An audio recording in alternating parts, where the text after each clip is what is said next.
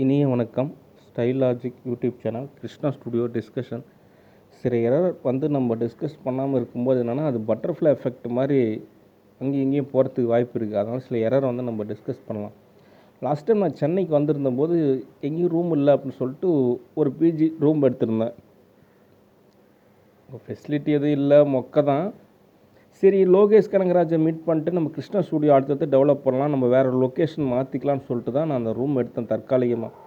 சரி, லோகேஷ் கனகராஜையும் வர முடியல. சரி, அவர் என்ன பண்ணார், அவர் சென்னையில் அந்த டைம் பார்த்துட்டு ஒரு வீடு ஒன்று வாங்கினா. அப்படி உடனே நடிகர் விஜய் ஃபோன் போட்டு இந்த மாதிரி அவர் வந்துட்டு ஒரு நிலையில் இருக்கிறாப்படி, நம்ம ஒரு நிலையில் இருக்கிறோம், அவரை வீட்டுக்குள்ளே அலோவ் பண்ண வேணாம் அப்படின்னு அவர் சொல்கிறாப்படி.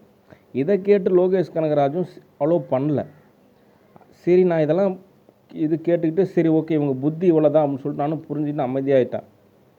அதுக்கப்புறம் விஜய் எனக்கு ஃபோன் பண்ணிட்டு இந்த மாதிரி 500 படம் கிருஷ்ணா ஸ்டுடியோ எடுத்திருக்கீங்க, எனக்குன்னு ஒரு படம் கூட இல்லாத மாதிரி இருக்குது, எனக்குன்னு வருமானமே இல்லாத மாதிரி இருக்குது, என்ன ஏதோ புக் பண்ணுங்க அப்படின்ற மாதிரி அவர் கேட்டார். நான் அப்போ தான் சொன்னேன், எந்த ஒரு செயலுக்குமே முரணாக இருக்கக்கூடாது. மக்கள் முன்னாடி அப்படியே எனக்காக வாழ்கிற மாதிரியும் அப்படியே எனக்காக அப்படி கட்சி ஆரம்பிக்கிற மாதிரி அப்படியே காமிச்சிக்கிறீங்க. ஆனால் அதுக்கு ஆப்போசிட்டாக என்னென்ன கெடுதல் பண்ண முடியுமோ, என்னென்ன ஆப்போசிட்டாக செய்ய முடியுமோ அது எல்லாத்தையுமே செய்கிறீங்க. அப்படி இருக்கிறப்போ எப்படி இது பண்ண முடியும்? இப்போ நான் ஒரு டைரக்டரு, ஒரு ப்ரொடியூசர், நான் கதை சொல்லி ஸ்க்ரீன் ப்ளே சொல்லி கிட்டத்தட்ட பல பேர்கிட்ட ரெக்கமெண்டேஷன்ஸ் சொல்லி அதுக்கப்புறம் தான் பணம் வாங்குகிறேன், கோடிக்கணக்கான பணம். அதை நான் உங்களுக்கு புக் பண்ணிட்டு நான் இந்த ரோலுக்கு கரெக்டாக இருக்குன்னு நான் சொல்கிறேன். ஓகேவா? நீங்கள் ஒரு டைரக்டர் ரெஸ்பெக்ட் பண்ணணும்.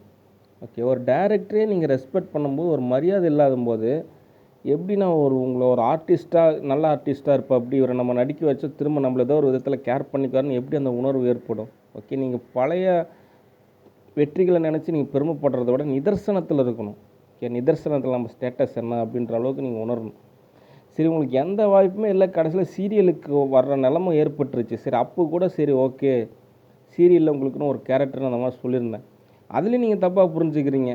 உங்களுக்கு அந்த சீரியலில் வைகரை தீபம், அந்த சீரியலில் உங்களோட கேரக்டர் என்ன அப்படின்னா அண்ணா யூனிவர்சிட்டியில் ஒரு ப்ரொஃபஸர் கேரக்டர். அது ஒரு படமாகவும் இருக்குது. அது ஒரு சும்மா ட்ரைலராக இருக்கிற மாதிரி, ட்ரைனிங்காக இருக்கிற மாதிரி உங்களுக்கு அந்த சீரியல் அமையும்.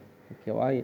ஒரு டைரக்டர் நீங்கள் என்ன ஏதுன்னு பொறுமையாக நிதானமாக ஒரு மரியாதையாக ஒரு பக்குவமாக நடந்துக்கணும். ஓகேவா? இதை நான் எதுக்கு சொல்கிறேன் அப்படின்னா ஃப்யூச்சரில் இந்த மாதிரி நீங்கள் தவறு செய்யக்கூடாது அப்படின்றதுக்காக தான் நான் சொல்கிறேன். ஓகே, ஏன் உங்களால் அடுத்த நிலைக்கு போக முடியல அப்படின்னா இந்த மாதிரி சேட்டை செய்கிறனால தான். ஓகேவா? அதனால் உங்கள் தவறை நீங்கள் சரி செஞ்சுக்குங்க.